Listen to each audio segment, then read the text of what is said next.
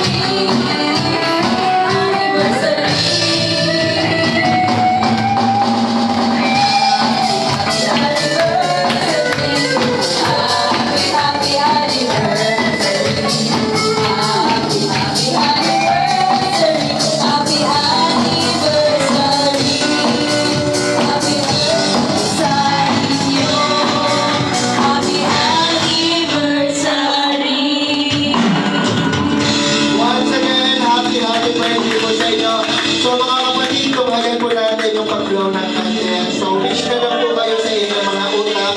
Then, bibilang kami ng 1, 2, 3 na sabay-sabay nyo pong i-blow yung candle. Hawakan ni Julen yung cake.